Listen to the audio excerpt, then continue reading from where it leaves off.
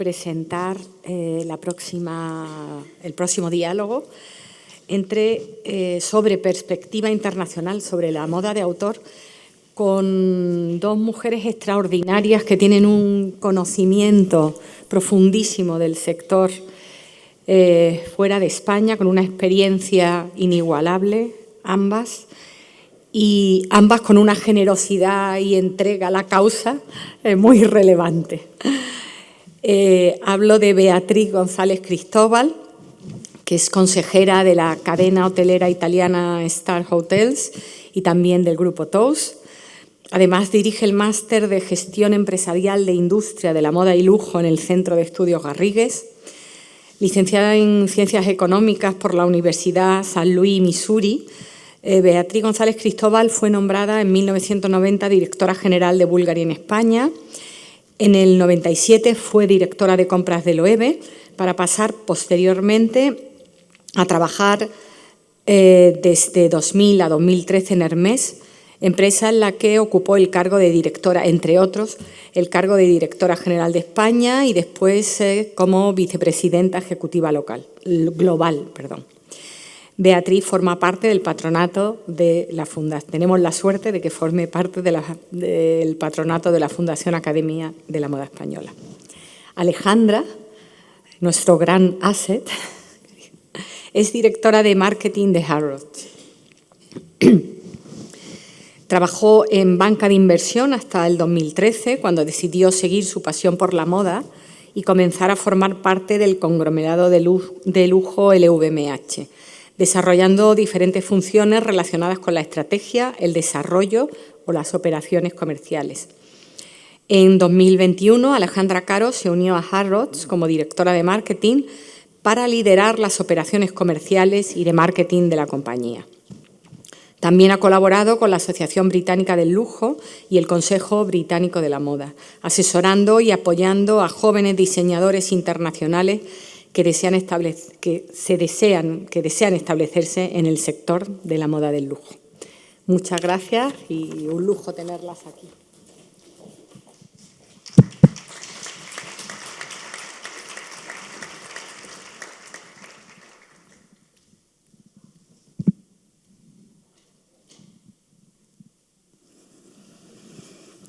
Buenos días. No sé si tengo micrófono. Sí. Buenos días y muchas gracias a todos los presentes.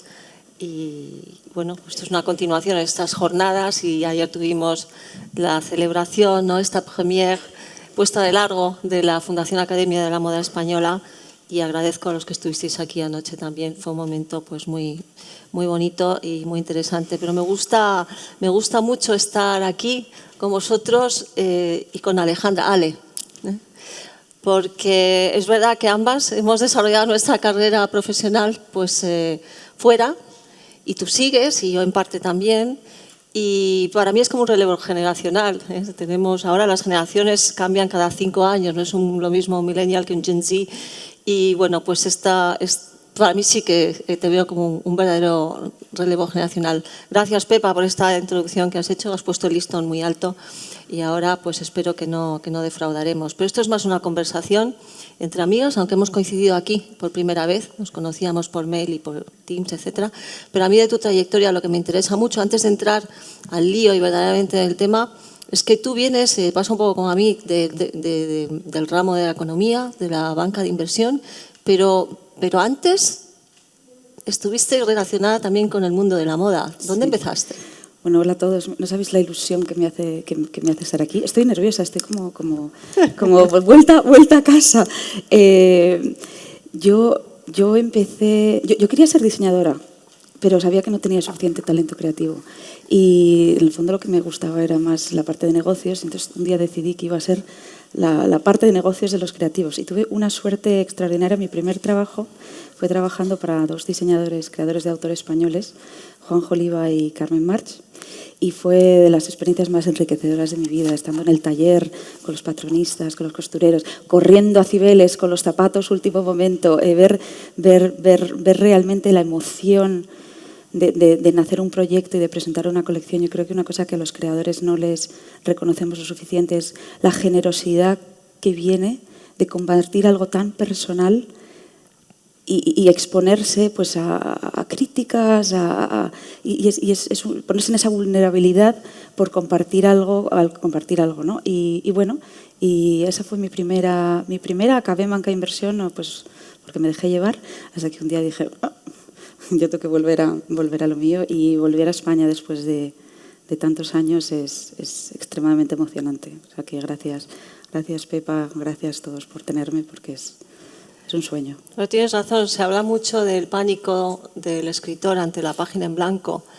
¿Y qué hay del diseñador, ¿no? De ese momento íntimo de enfrentarse al momento creativo, que es algo tan impresionante, tan íntimo, con tanta responsabilidad, y de repente verse expuesto ya no solo a la opinión y al gusto y a tendré éxito o no, sino a calendarios frenéticos, a un mundo cada vez más complicado. Decíamos ayer que estamos viviendo una época en la cual estamos hablando a lo mejor de la protección de un gran artesano, de un patronista, de un bordador, de un lujador, y a la vez estamos enfrentándonos a una posibilidad de fashion show en el metaverso que va a ser una realidad en el mes de junio. Entonces, imaginaros la complejidad que ya digital world, ¿no?, en el que estamos viviendo, con lo cual para mí también vaya por delante todo mi reconocimiento, y no solo, por supuesto, a los diseñadores, que también, pero a todo el métier, todos los oficios, ¿no?, y de los cuales muchos se están perdiendo.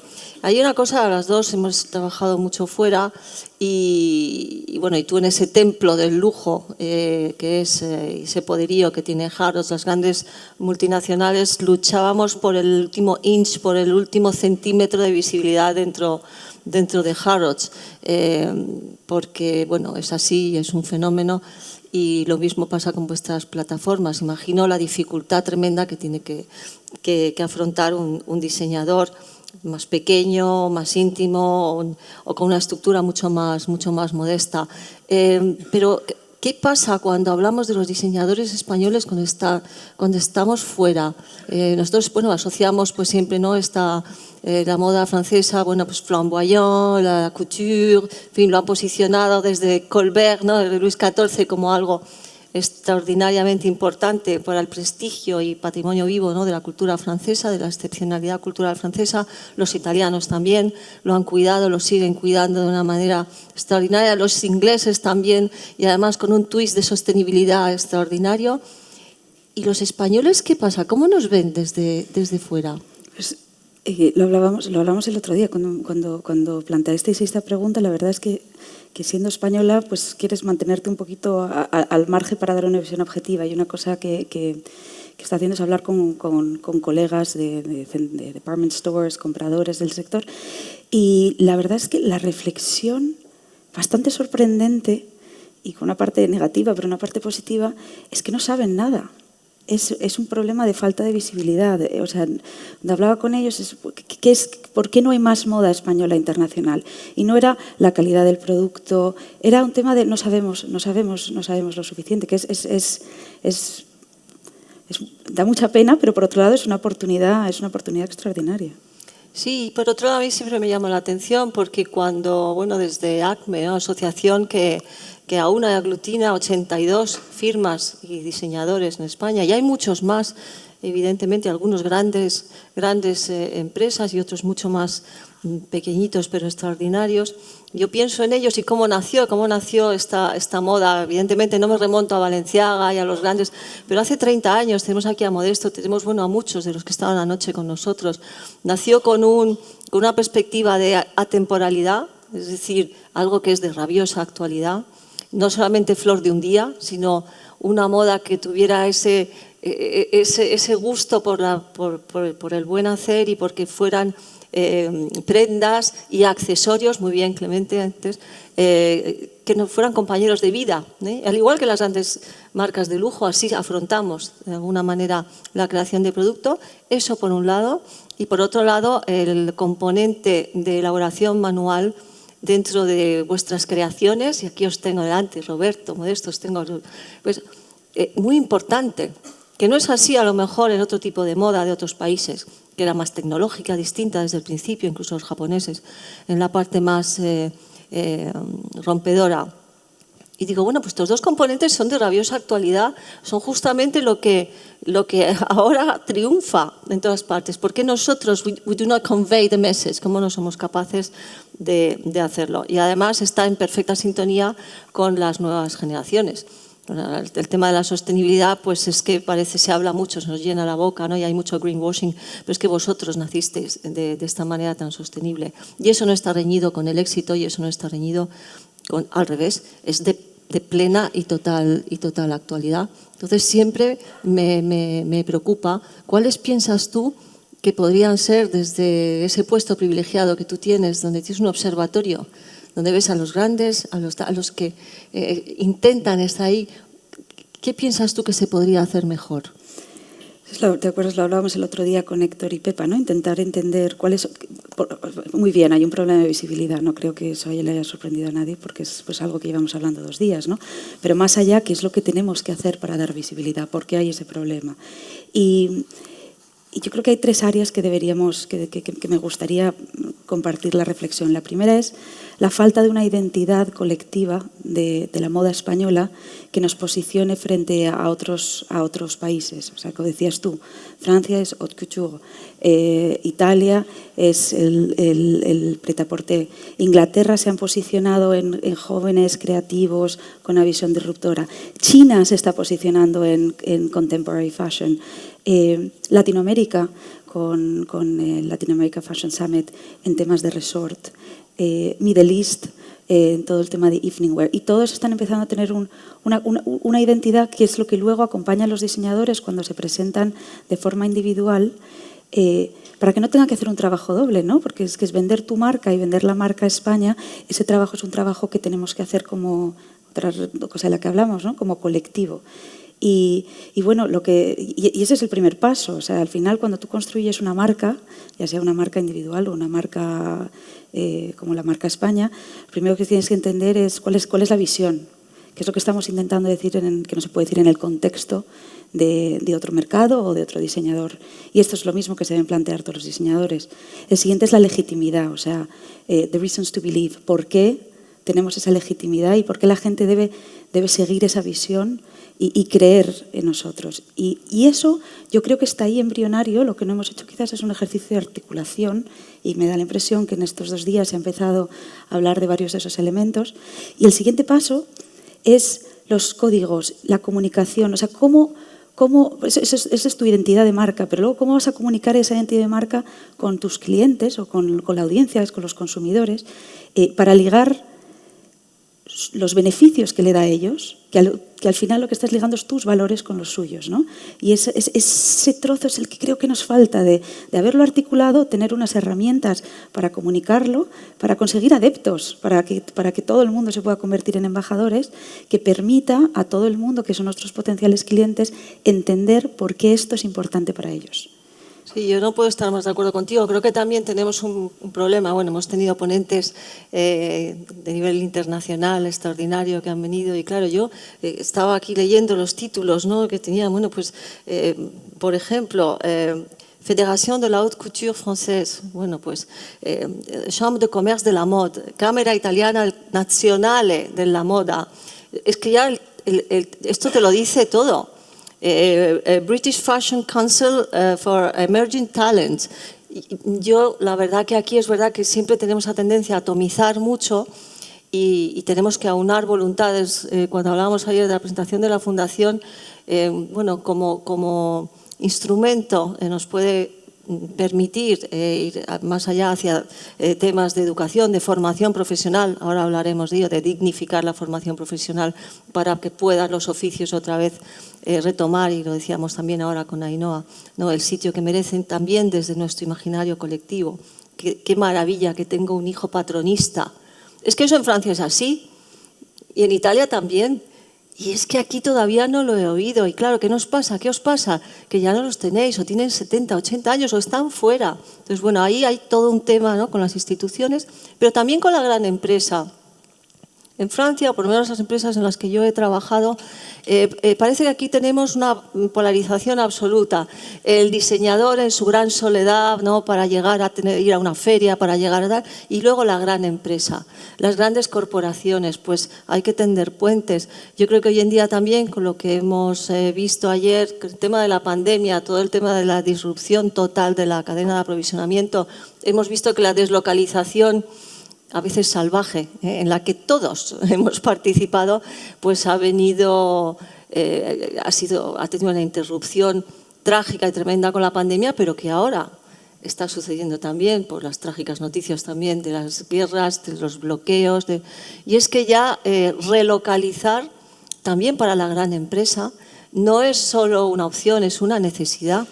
Y en foros de inversión lo estamos viendo, se está buscando otra vez desesperadamente desde una fábrica de bicicletas que no puede tener las ruedas hechas en China y las tiene que volver a hacer en Suiza, nadie sabe hacerlo, hasta nuestros grandes oficios que desgraciadamente se pierden. Entonces yo creo que también en otros países, aparte por supuesto de este tema de identidad, ha habido una colaboración de la gran empresa que ha ido a ver qué puedo hacer yo con el departamento o con la región para valorizar, bueno, pues en España se podría entroncar con la España vaciada, por supuesto, y muchas veces son las grandes empresas. España es una gran potencia, pero no solamente en moda en el sentido amplio, calzado, todo, sino también en cosmética, en dermocosmética. Volvamos a producir aquí. Y bueno, pues ayer apelábamos a la ministra, por supuesto, pero creo que es una de las grandes diferencias y de orgullo, ¿no? Lo decíamos, Alejandro. Sí, lo que se queda muy claro es que la artesanía y los oficios es un punto diferenciador de la moda española, y tú, viniendo de Hermès, que es el otro gran templo del lujo y que fue el pionero en establecer los métiers d'art, los oficios, yo creo que sería interesante también, a lo mejor, que celebremos unos minutos el porqué de los oficios, ¿no? Y más allá de la necesidad, pero del valor que tiene. Sí, el oficio, pero no solo como algo anecdótico, algo que haya preservar, ¿no? Como cuando vas a ver un bonito cuadro en un museo, sino que sea generador y creador de riqueza y que ayude a... Bueno, tenemos que comunicar mucho entre todos y creérnoslo también, porque verdaderamente, no sé, yo siempre vuelvo al ejemplo francés, pero cuando se nombra el meilleur ouvrier de France, ¿no?, que hay 20 al año, pues el presidente de la República les da la condecoración y lo llevan con dignidad, y es algo que es algo extraordinario. Y aquí todavía, desde la formación profesional de calidad, antes lo decías, Ainhoa, es decir, no solamente poner a alguien que, bueno, es que alguien que tenga esa credibilidad. Muchas veces pues no pueden, o vosotros que sabéis tanto, pues que pudiéramos tener esas ayudas para que los departamentos de responsabilidad social corporativa de las grandes empresas, de los grandes fondos de inversión, de las grandes instituciones, de las fundaciones, están deseando. Entonces, hemos de llegar a ellos. Esperemos que desde la Fundación podamos hacerlo, pero bueno, esto es un trabajo colectivo y de todos, porque los tiempos son los que son. O sea, la dignidad de la virtuosidad de la mano no es algo simplemente para ver en un museo. No es algo que es una realidad y es generador de riqueza, y lo han entendido hasta los australianos, sí. Tú lo decías.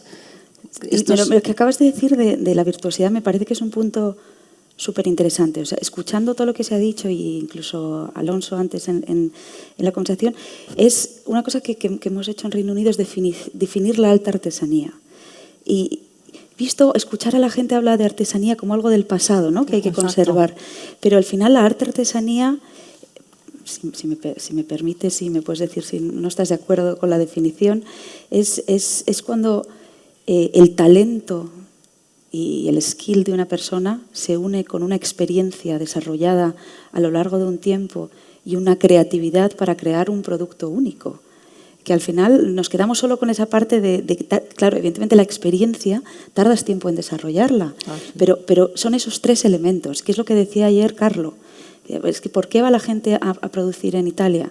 Porque no se dedican solo a producir, porque esa parte creativa del artesano se mete en valor Y eso se puede aplicar a cualquier tipo de industria, a las industrias tradicionales o a las artesanías tradicionales, pero también a las artesanías del futuro, como las digitales que hablábamos, ¿no? Sí, porque hay una artesanía digital, de alguna manera. Es decir, igual que intentas ser virtuoso y excelente en el mundo real, bueno, estamos en un mundo de omnicanalidad absoluta. Tú también tienes que tratar tu imagen, tu plataforma, tu cómo llegas, tu microsite de manera extraordinaria. También tenemos que ayudaros para que esta búsqueda de excelencia se refleje en este mundo actual. Además, tú decías antes, el cliente, sí, ha habido una revolución copernicana. Antes era yo decido, yo diseño, y ahora es yo cliente, yo, lo que llaman ahora el customer journey, el persona.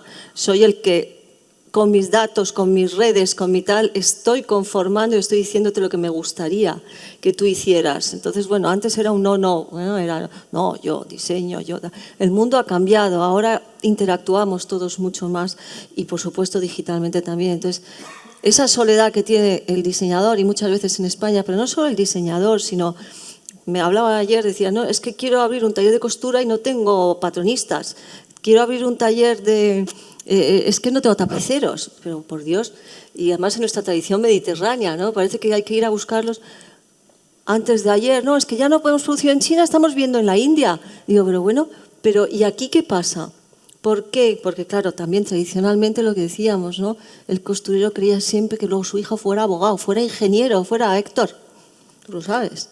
Pues no, pues en Francia es que ahora justamente, es que qué orgullo que mi hijo trabaja en la fábrica Saint-Louis de cristalería. Ya no tenemos simplemente que traer a los sopladores de cristal de Polonia, porque se está volviendo la lana, los grandes oficios, la lana merino, toda la cadena de valor, todo lo que tiene que decir con el patrimonio nuestro, no lo contamos fuera. Al final siempre tiene que venir alguien a decírnoslo. Entonces, ¿cómo podemos juntar a instituciones, vosotros, moda autor, que es moda con mayúscula, y gran empresa? Se ha hecho en Francia, se está haciendo en Italia, en Inglaterra. Y aquí, ¿por qué no? La suerte que tenemos aquí es que como decían ayer, no es todo un tema de marketing, pero tiene que haber una base. Pero si no le cuentas a nadie esa base, tampoco existe, ¿no? Pero tenemos esa base, como decías tú, todos los oficios, todas las materias primas, el cuero, la rafia. Hay una que utilizan, o sea, la cantidad de marcas de lujo que vienen a España a producir en el calzado, los bordados, y lo tenemos, y ellos lo saben, pero lo que no hacemos es ponerlo en valor. Ponerlo en valor. Yo recuerdo, bueno, evidentemente, el caso de Castañer con Saint Laurent y las alpargatas, ¿no? Que es ya mítico, o Loewe con Matarrance, o tantos y tantos y tantos ejemplos. Y bueno, Elena Roner nos decía antes, ¿no? Trabaja para Paul Smith, para Georg Jensen, que es un monstruo. Los daneses, los escandinavos están ahí empujando, lo están empezando a hacer muy bien. Es el Scandicool.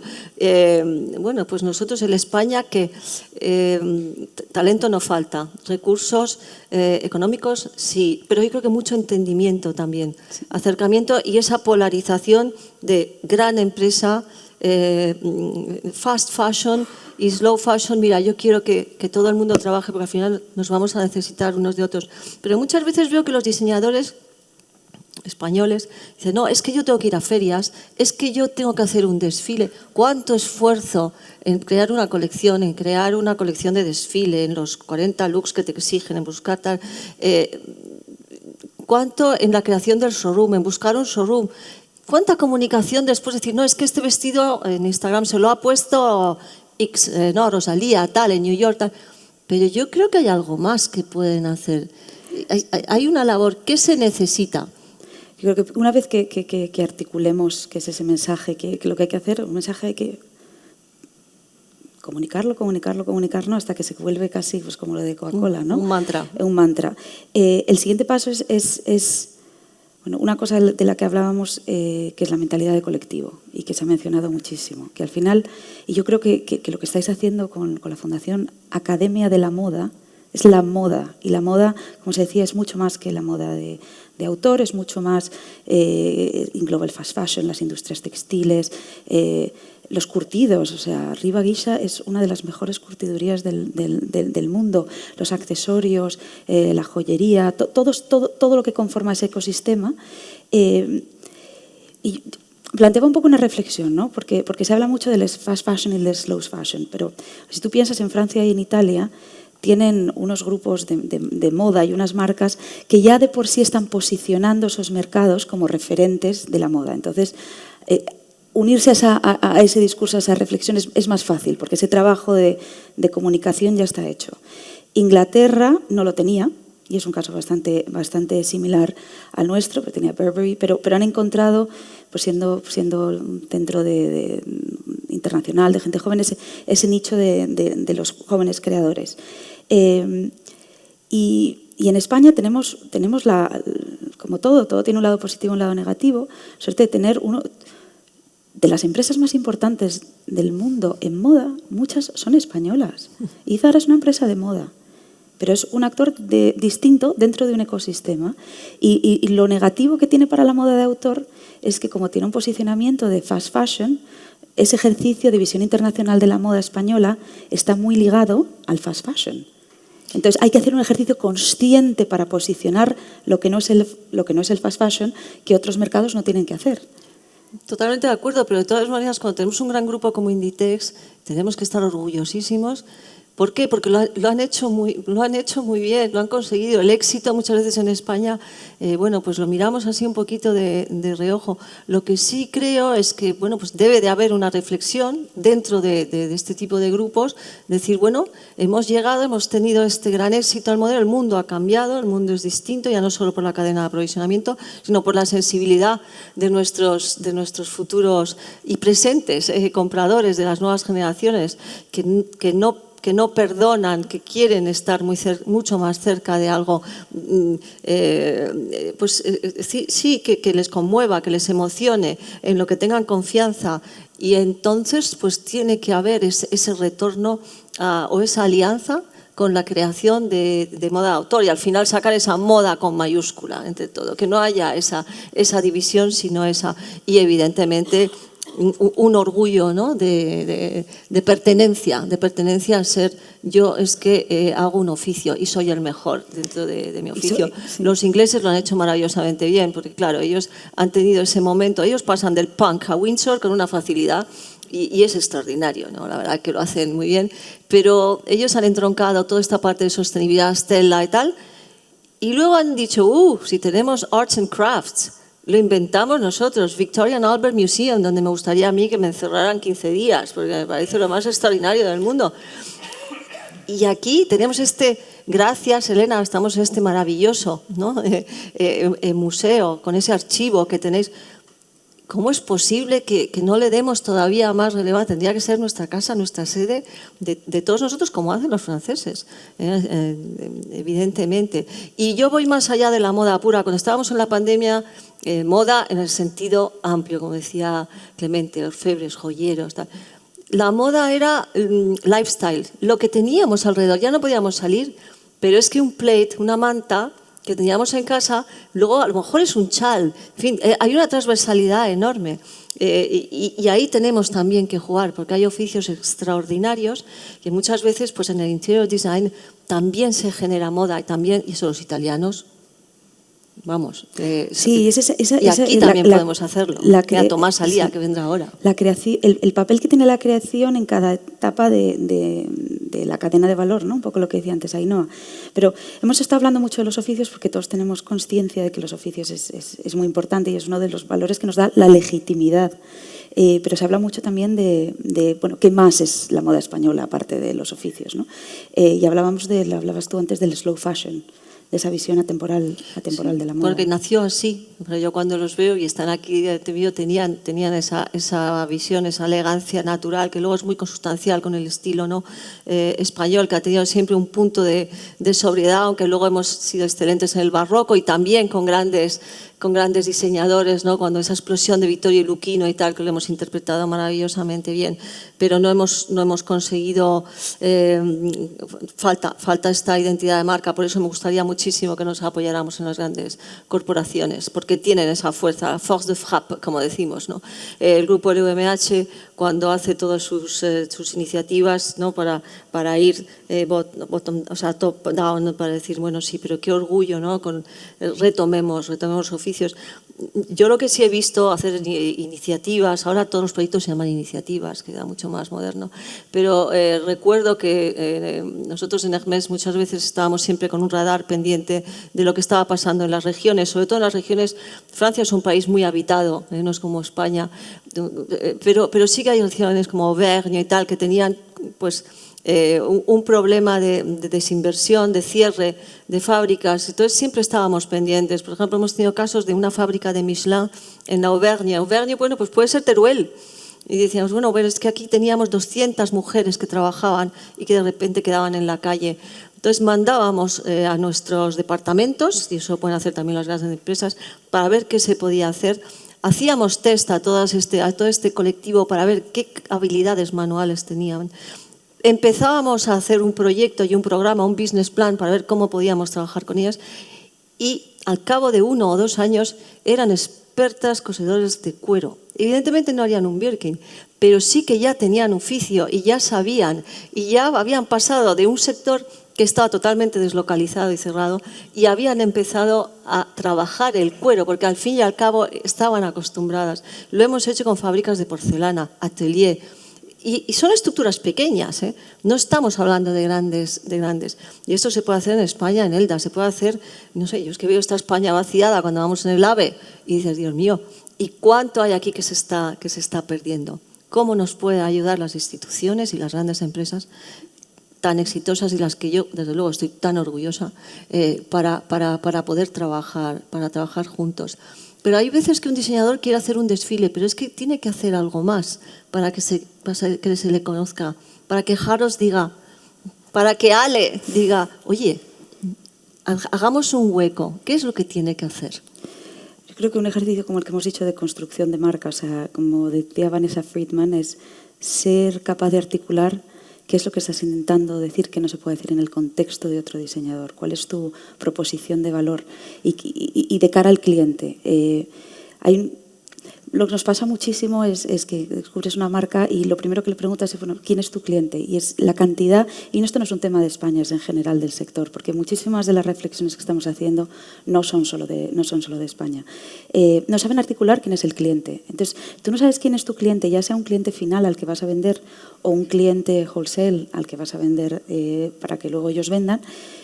Es muy difícil entender lo que tienes que hacer para llegar a ellos, porque es que no tienes un North Star, no tienes un destino al que llegar, ¿no? Entonces yo creo que lo primero es para las empresas de entender, porque es mi cliente final, cuáles son los canales que tengo para comunicarme con ellos y para emocionarles, inspirarles con esa visión que tengo yo que está plasmada en un producto y decimos siempre en marketing, ¿no? The right message in the right place.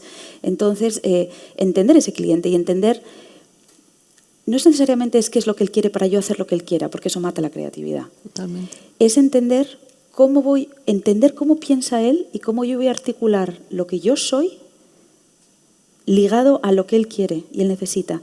Y una cosa que mi época en el VMH hablamos mucho son de las tensiones creativas.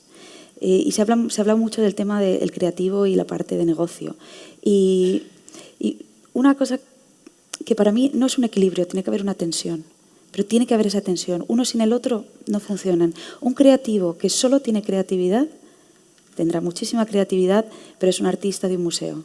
Un negocio que solo tiene la parte comercial es un commodity, es un producto que no tiene ningún valor más allá del utilitario. Y es esa tensión que se construye empujando de un lado a otro, a veces confiando en un lado y otro, que te permite eso. Y esa parte de entender, oye, bueno, tú puedes querer hacer estas piezas, maravilloso, pero ¿a quién se las vas a vender? Y si tu cliente no te está pidiendo eso, qué les vas a dar o cómo les vas a convencer de que eso es lo que quieren porque no saben que lo quieren, que también es la maravilla de nuestra industria, ¿no? Que muchas veces sí, efectivamente. Estás dándoles cosas que ni siquiera ellos saben que quieren.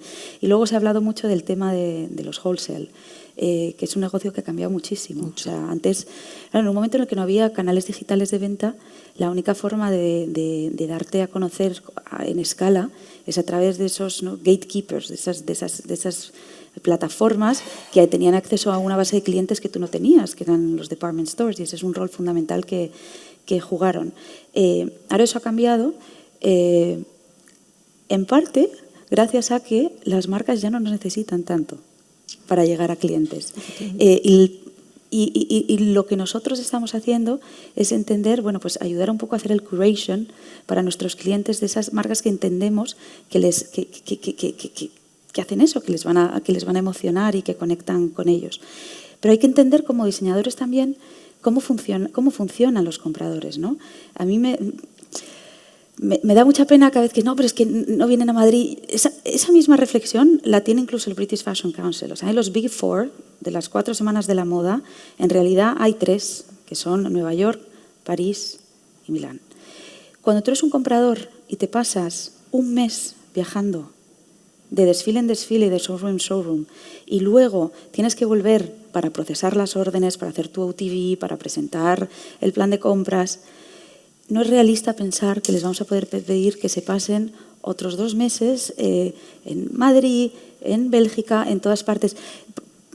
Porque no es que no quieran, pero por desgracia no tienen se que trabajar, puede, tienen no que se preparar puede. el Open to Buy, tienen que justificar ante sus jefes, ¿no? Decir, bueno, es que tenemos un plan de compras y tenemos bueno, pues hay que bajarlo hasta el SKU, digamos, hasta la mínima referencia. Hasta la talla. Y tiene que encajar, y con la talla, y con el visual merch, y con el otro departamento, y con el otro, y con el otro, y con el otro. Parece que a veces los compradores solo van a los desfiles, se sientan en primera fila y es un trabajo bastante analítico también y que requieren y que esos meses que se pasan on the road son muy duros, ¿no?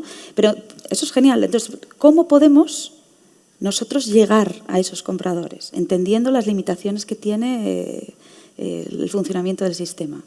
Y una cosa que, por ejemplo, el British Fashion Council ha hecho muy bien y que creo que es una cosa que podríamos aprender es, bueno, pues llegar a ellos. Y todos estos diseñadores están hablando, no, es que yo hago un showroom. Y claro, los compradores me dicen que hasta que no haya tenido 3 colecciones, que no, y es una inversión enorme. Es impensable pedir a los diseñadores que hagan ese esfuerzo. Totalmente. Lo que hay que hacer es darles la plataforma para mostrar. Lo que hace el British Fashion Council y lo que se hace en otros sitios es, hay un showroom que está creado por la Asociación de la Moda en el que se presentan no todas las marcas, sino una selección de moda de mujer, de hombre, de accesorios, Calzado. Que está ya le estás haciendo parte del trabajo a los compradores. No van a darte 1 hora entre 2 desfiles. Bueno, pues dales ya lo que consideramos como industria española que es lo mejor de nuestro talento en este año, que no significa que el año siguiente no sea distinto. O sea, esto no es un tema de hay unos buenos y unos malos, pero lo que creemos que es más relevante. Hay que facilitar totalmente. Luego hay el tema de ya no hay intermediación. Es verdad que un diseñador hoy en día con Instagram ya está. Parece que ya se puede salir al mundo. No, pero es que el mundo ahí es un mundo cruel donde hace mucho frío. Recuerdo marcas como Loewe mismo, las primeras colecciones con Narciso Rodríguez, no llegamos a tiempo. Muy bonito el showroom, muy bonito el desfile, pero es que luego no llegábamos a producir. Y Barneys nos lo devolvió todo, y Harrods pues más o menos. Y tal. Imagínate si pasan las grandes, ¿qué no nos va a pasar? ¿No? Este diseñador que se entusiasma y dice, no, pues que estoy en Instagram y me ha hecho 4 pedidos, 5, 16. Parece más fácil y lo es, porque ya no parece que se ha desintermediado de alguna manera, pero por otro lado es muy peligroso. Y es verdad que todo el trabajo institucional que se puede hacer o el trabajo de estas grandes empresas para decir, bueno, os vamos a hacer una edición, o vamos a hacer una especie de curating para que vosotros, bueno, pues vayáis más tranquilos, os vamos a ayudar. Y como tú dices, no tienen que ser porque este año son los mejores y otro año no, y puede haber un mix de valores consolidados y otros menos. Es como cuando preparas un menú, pues pones un poco de todo y lo vuelves atractivo. Y sobre todo que no vayan y a la desesperada hay veces. Has dicho una cosa que me parece fundamental, que a veces los diseñadores creían que cuando tienen una orden de alguien, que they made it. Eso es la definición de éxito. Lo que no se dan cuenta es que el trabajo empieza ahí. Y en ese ejercicio de seleccionar y de presentar las marcas, no es un tema solo de creatividad, es un tema de madurez de negocio, de business plan. De business plan. Vas a llegar, te van a poner la orden, sabes escribir una orden de compras. ¿Entiendes? Tú piensas, ¿no? Nosotros tenemos que hacemos unas compras. Y hay mucho que se hace para apoyar la industria, pero como un department store inglés, como le pasa a los italianos, a los americanos, apoyamos nuestra industria, ¿no? La inglesa. O sea, llega un punto que ellos tampoco, lo hacen, desde luego, que tampoco puedes llegar a todas. Entonces, si yo pongo una orden de compra y compro el producto y calculo que voy a tardar en venderlo, pues depende de si es primavera, verano, otoño, invierno, pero digamos 3 meses, y he comprado un look, porque sé que los clientes ahora cada vez más hablan de total look, y me entregan los pantalones 2 semanas después del top, yo sé que el sell-through se va a caer. Y entonces, la temporada que viene yo tengo que generar unas ventas. Pues mi presupuesto de compras para esa marca va a ser menor. Y una cosa que nos pasa mucho es que la gente piensa que cuando Harrods o quien sea me ha querido poner una orden, o lo cojo o pierdo mi oportunidad. Para nada. Lo mejor que se puede hacer es tener una conversación honesta, de decir, mira, no estoy preparado. No estoy preparado. No pasa nada. Hablamos la próxima temporada. Porque es ahí donde muchas veces los diseñadores se meten en problemas, que es como esa necesidad de complacer al retailer. No, o sea, nosotros conocemos perfectamente cómo funcionan estas marcas y podemos tener ese diálogo y acompañar incluso en decir, bueno, oye, mira, pues esto es lo que te falta. Y construir, que decías antes, ¿no? Las marcas que ahora consideramos marcas de lujo no se desarrollaron de un año para otro. No. Tardaron décadas en desarrollarse. Y el fenómeno de los conglomerados ha hecho que asociemos el tamaño con el éxito. Y a mí me parece que es una cosa muy peligrosa, ¿no? Se vuelve muchísimo al nicho. Veo que Dimas acaba de entrar y cuando estábamos diciendo que estábamos luchando las grandes marcas, cuando estábamos en Hermès por 1 centímetro más de visibilidad en Harrods, pues también puede ser en Wow. Pero no solamente física, sino también digital. Es este digital world en el que estamos viviendo, pero también proteger, y esto lo están haciendo muy bien ellos, es decir, lo que tú ahora mencionabas, es decir, no, mira, es que yo quiero estar aquí como sea. ¿Estás preparado? Porque si no estás preparado y no me vas a entregar a tiempo y además no lo vamos a hacer tal, va a ser... No hay tiempo, hay tanto ruido, hay tanta creatividad que there's no way back. Y entonces al final te vas a estampar. Entonces yo creo que ese trabajo paciente, ¿no? Hablábamos antes de los años que cuesta que un artesano virtuoso consiga hacer un Birkin. Bueno, pues hay un tema de paciencia y hay un tema de urgencia. O sea, el mundo digital, por supuesto, pero la excelencia tiene que ser... La ambición de excelencia la misma, la ambición de llegar y de cumplir con tus compromisos y no defraudar al comprador o defraudar al retailer tiene que ser la misma y cada vez más, porque cada vez hay más players. Yo no sé si nos estamos pasando de tiempo, Pepa, y tú eres nuestro... Porque yo me quedaría aquí muchísimo tiempo hablando con Ale, por supuesto, y luego conversando con vosotros.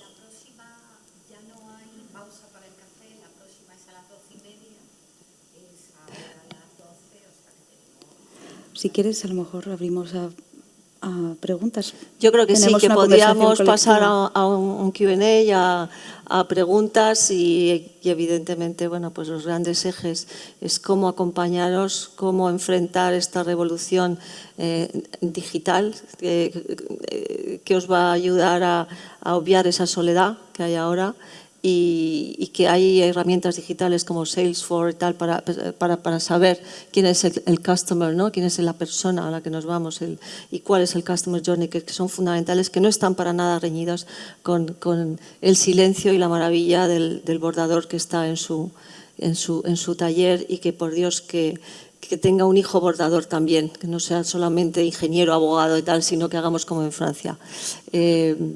¿Qué preguntas? Aquí estamos a vuestra disposición. Si hay alguna pregunta y si no, pues... Si no, seguimos hablando. Seguimos hablando. Modesto.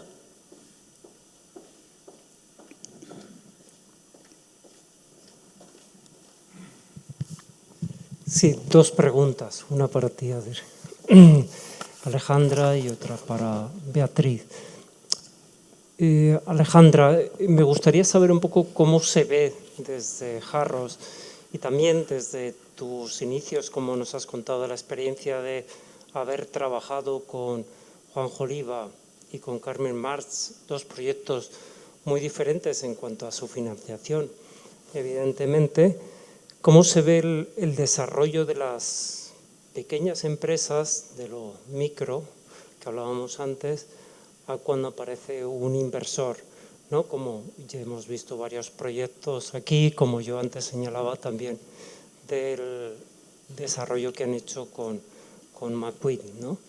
Luego preguntarte a ti, Beatriz, si también desde tu experiencia en el trabajo que has tenido en grandes empresas, que en el sector de la moda, que el fast fashion tiene ese problema de imagen y, como tú marcabas bien, la sensibilidad cada vez más del consumidor, de esa moda que contamina, si no necesitan las grandes empresas esa labor de trabajar con el slow fashion, con la moda de autor, para cuidar esa imagen, ya que ellos en su fundamento no lo van a poder hacer, ¿no?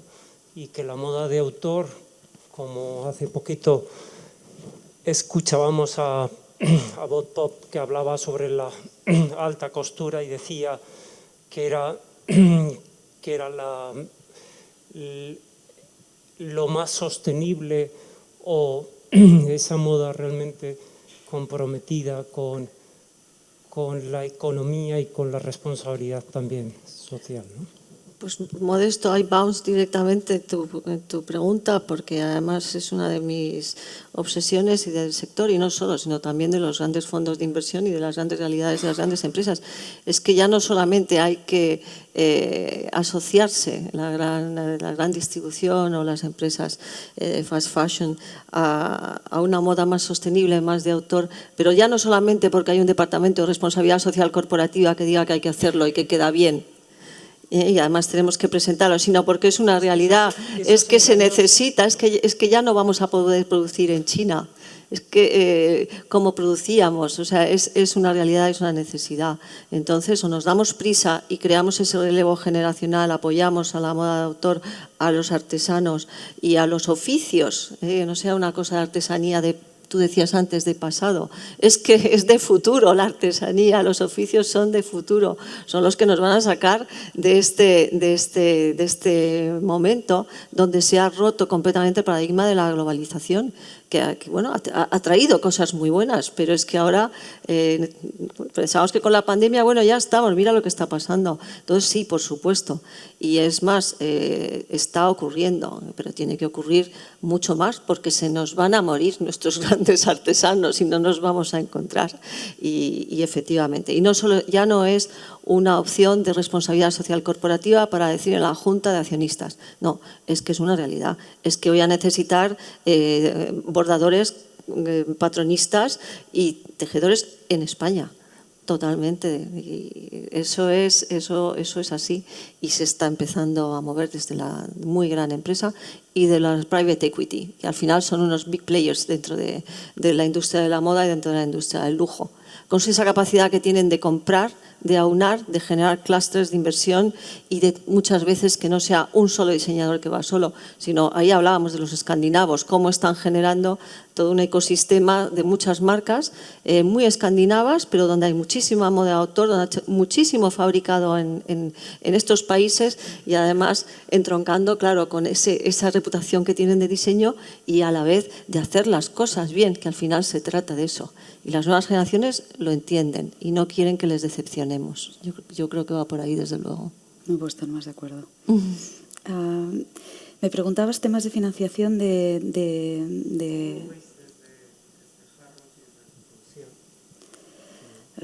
no sé si es tanto esto dentro de Harrods, pero más de otras experiencias anteriores. Al final, el principal problema de los diseñadores en las empresas pequeñas es un tema de caja.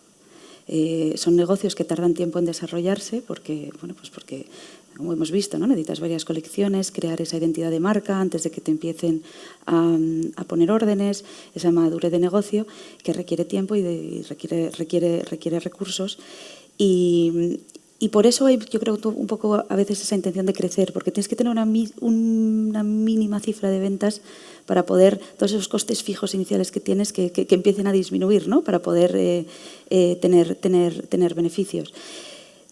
Un ejercicio que sería interesante hacer es ver de todos los diseñadores españoles que van a showrooms, cuál es el valor, el dinero que nos estamos gastando individualmente todos, que creando sinergias se podría reducir y reutilizar de otra forma, ¿no? Yendo solos, no estamos creando economías de escala entre nosotros y con otras industrias, como por ejemplo puede ser la industria del turismo. Eso lo hacen muy bien los italianos. Es cómo nos apoyamos en los unos a los otros, encontrando ese área en la que nos beneficiamos los dos. Entonces, al final, lo que hablamos mucho, el problema es que mucho del talento creativo no tiene formación en negocios y no tienen que ser expertos, pero tienen que entender un mínimo de, bueno, qué significa que voy a estar listo y entender, como decía Ainhoa, si voy a tardar tres años, pues tengo este dinero, tengo que asegurarme que este dinero me va a durar 3 años y qué me puedo permitir en vez de ir siempre ahogados y poner todo individualmente cada temporada. Yo creo que en eso tenéis una labor importantísima que hacer de creación de valor colectivo. Y luego temas de financiación, pues lo que hablamos un poco, ¿no? Al final, pues entender que si te ponen una orden de compra la puedes descontar con un banco, que te adelantan el 30%, que con eso vas a financiar la producción de la colección, no aceptar términos que no te puedes permitir. Si te puedes permitir consignment, genial, pero es que si no te lo puedes permitir, es mejor perder una orden que ponerte en una situación de problemas. Las plataformas digitales. Estaba en Miami hace un par de meses en el Latin American Fashion Summit y uno de los diseñadores que estaba ahí, Juan Carlos Obando, me contaba una cosa que me pareció súper interesante. Él tenía una página web y estaba vendiendo, bueno, es uno de los ganadores del CFDA, o sea, es un diseñador bastante establecido. Y no conseguía tener beneficios. Pero se dio cuenta que sus clientes conectaban mucho más a través de WhatsApp.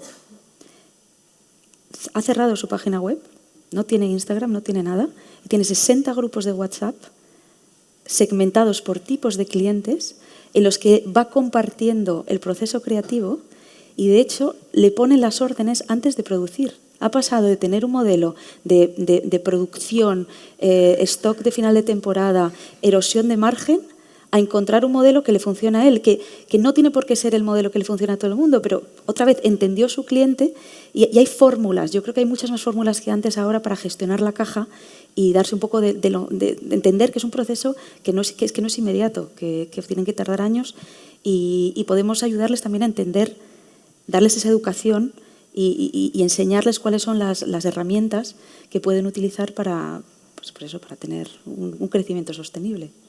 Sí, que eso también es crecimiento sostenible. Generar el working capital, generar la caja, no morir en el intento, es lo mismo. Es como si tienes una planta y la riegas muchísimo y de repente pues, ¿sabes? Que se te muere de éxito.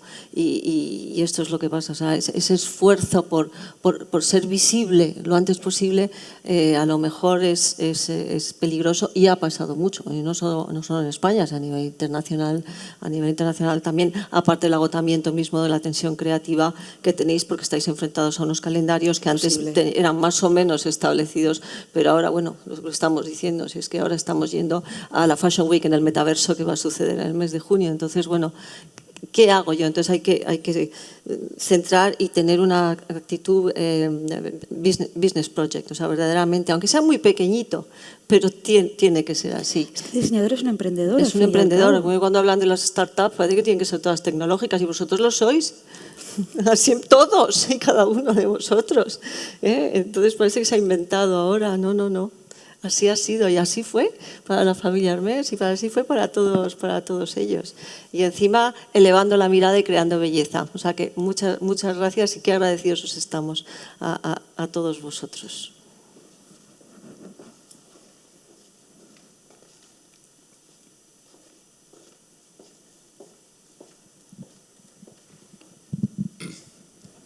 Si me permitís. Perdón. Es complicado hacer aquí preguntas, Alejandra, porque es que es como en la radio, cuando estás de acuerdo con todo, se queda sosa la pregunta. Me ha gustado mucho el ejemplo que has puesto de la tensión. Creo firmemente que este discurso que tenéis hay que trasladarlo a la moda española para trasladar ambición. Porque está bien el concepto de slow, pero eso no quiere decir que parece que es que vaya a otro ritmo. Creo que una figura muy relevante que tenemos de ejemplo para el desarrollo de este plan estratégico, que sería maravilloso, es la música. Que creo que va a valer en plata, que lo ha petado, y lo ha petado mirando al sur. En fin, como reflexión que creo que sería interesante tener en cuenta para la moda de España. Pero os quería hacer una pregunta, que es... hemos hablado mucho de formación, por ejemplo, pero no hemos hablado de formación financiera para el sector financiero, que cita a Steve Jobs en todos sus planes de negocio. Y se le olvida que Steve Jobs proponía design. Entonces también tenemos un problema de cultura financiera, porque en España, corregidme, pero cuando compras un tractor, como vale inmovilizado, el banco está tranquilo. Pero cuando inviertes en intangibles, como no hay cultura de intangibles en España, tenemos un problema gordo, y es un problema financiero. Y luego hay otro, y la pregunta viene porque en este tema que es complejo de entender, ¿no os parece que los actores que deberían pensar seriamente en apoyar y cosas como las que estamos hablando ahora son quienes hoy son muy grandes, pero China les va a pasar como un tractor por encima en los próximos años? Y no hay sitio en el fast fashion para España a 25 años, creo yo. Entonces pregunto, ¿no son esos grandes grupos los que podrían, y citando la colaboración que decía antes Pepa, plantear una manera de decirles, oye, se va a acabar la fiesta porque entra gente muy potente en el sector? Y en cambio, impulsar proyectos que tengan una capa, en fin, más ligada a la que estamos hablando, quizá gente que tiene la logística resuelta, que conoce bien los mercados internacionales, pregunto, ¿no son los mejores partners en el fondo para impulsar esto hacia el futuro? Sí, de hecho, vamos, lo hemos citado porque cuando yo hablo de la gran empresa, como partner privilegiado para realizar este tipo de proyectos, son ellos, verdaderamente, porque tienen esa force de frappe, esa capacidad, ya están en todas partes. Entonces, ya aquí muchas veces apelamos a las instituciones, a tal, no, pero es que la gran empresa, como decíamos, que no tiene que estar reñido, ¿no? El fast con el slow, que es que al final es con mayúsculas, avancemos juntos, y ellos se van a tener que acercar a un micro, ¿no? Unas microestructuras, porque muchas veces son micro, pero porque no les va a quedar más remedio también para producir, para crear y para ser actores del siglo XXI-XXII, porque además se lo van a pedir los consumidores y las nuevas generaciones. Y además pueden aportar eso, pueden aportar economía de escala, pueden aportar cultura financiera, pueden aportar ese aguante, ¿no? En el P&L, que al final el P&L y el EBITDA es lo que manda. O sea, aquí estamos hablando de poesía y de tal, pero al final es que es y el circulante y la caja. Y sí, por supuesto. Y eso está pasando en otros países, citábamos Escandinavia, Francia lo está poniendo en marcha, pero España es que lo tiene muy fácil. Y no solo las grandes empresas como Inditex, estoy hablando también de los grandes grupos como el Corte Inglés. Es decir, yo cuando veo Harrods o veo tal, cómo apoya, cómo se centra, cómo tal, bueno, pues creo que hay mucho que ganar en estas colaboraciones de gran empresa con... Slow fashion, los italianos son muy inteligentes, no le dan esa connotación de es que soy lento y llego el último. No, es que lo que haces lentamente lo haces bien, porque estás poniéndole toda la intención. Es decir, slow significa cualidad, calidad, bien hecho y eso no está reñido con ser un actor internacional enorme, porque además las nuevas generaciones no van a permitir ya lo de usar y tirar. No, ni la economía misma, la sostenibilidad no lo va a permitir tampoco. Alejandra, no sé. Yo, sin meterme en reflexiones sobre el posicionamiento estratégico de Inditex a largo plazo, creo que prefiero centrarme en lo que tenemos en común. Claro. Y hemos hablado de la artesanía y hemos hablado del slow fashion y una visión atemporal de la moda. Y lo que no hemos hablado es de cómo la moda es un vehículo de visualización de nuestra cultura. Al final, España es un sitio donde todo el mundo quiere venir y la moda es un vehículo para exportar ese trocito nuestro de lo que nos hace nosotros al exterior. Y no me refiero simplemente a los volantes, a los lunares, me refiero a lo que nos define como nación, esa alegría, esa colores, esa elegancia temporal. Mira, ayer con Sara hicimos una reflexión que me pareció muy interesante, que es, bueno, ¿qué es la moda española? ¿Qué tiene la moda española desde un punto de vista comercial que puede ser diferente? Y decíamos, es que nadie como España sabe vestir de forma bonita, elegante y moderna para climas cálidos. Por ejemplo, o sea, de repente hay cosas que dices, bueno, y eso nos une a todos, y tú puedes hacerlo desde fast fashion o menos fast fashion, slow fashion. Eso no es lo que te define como identidad de moda, lo que te define es qué eres, qué estás diciendo y el alma. Al final, como es un mundo en el que estamos comerciando con emociones, y esa es la emoción la que tenemos que transmitir. Y los otros son elementos que apoyan eso o que lo verbalizan de una forma u otra, pero no es lo que nos define. Y si empezamos a pensar con esa mentalidad colectiva, y tenemos un poquito de responsabilidad también, cada uno individual, de decir, no solo decir lo que nos falta, pero qué vamos cada uno de nosotros, como instituciones, como compañías, como individuos, vamos a hacer para apoyar, para crear esa mentalidad colectiva.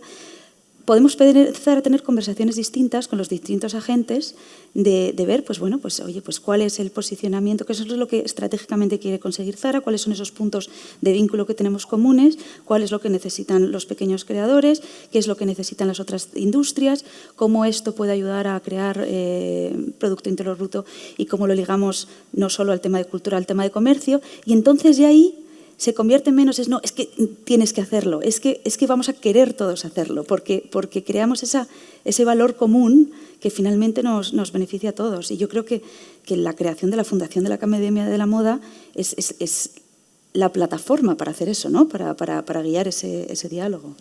Bueno, yo creo que es una visión de presente y de futuro que efectivamente pues, es un vehículo interesantísimo, pero necesitamos trabajar mucho. Acabamos simplemente de presentarlo a la sociedad, pero efectivamente es un esfuerzo de voluntad.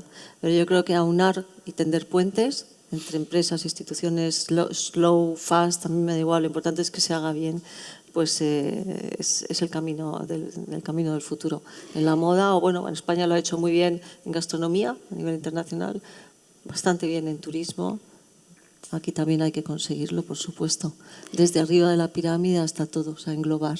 Sí. Permito meter un poquito más de caña. Lo que pasó aquí ayer no había pasado nunca. O sea, el tener la capacidad de convocar a Francia, a Italia, a Inglaterra, a España, que vengan a compartir, te demuestra que hay voluntad y hay valor, o sea, se ve el valor fuera en nosotros.